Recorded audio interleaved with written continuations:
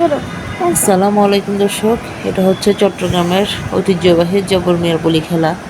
অনেকের কাছে এটি আবার বৈশাখী মেলা নামেও পরিচিত। সাধারণত এই মেলাটি বৈশাখ মাসের 12 তারিখ অনুষ্ঠিত হয় এবং বৈশাখ মাসের 12 তারিখ এবং এপ্রিল মাসের 25 তারিখে এই মেলাটা অনুষ্ঠিত হয়। 3 দিন ব্যাপী এই মেলা অনুষ্ঠিত হয়।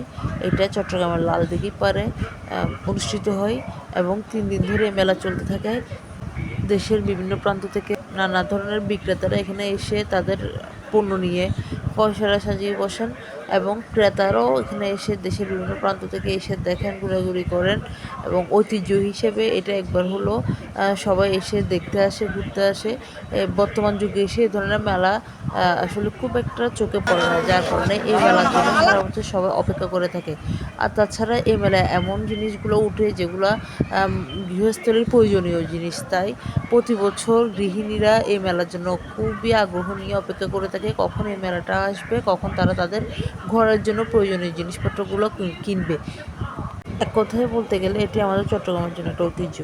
দর্শক, আপনাদেরকে বলবো আপনারা এসে এই মেলা একবার হলেও ঘুরে যাবেন। যদি ভালো লেগে থাকে আমার এই ভিডিওটি, অবশ্যই একটা লাইক, কমেন্ট এবং সাবস্ক্রাইব করে আমার পাশে থাকবেন। ভিডিওটি এ পর্যন্তই। আসসালামু আলাইকুম।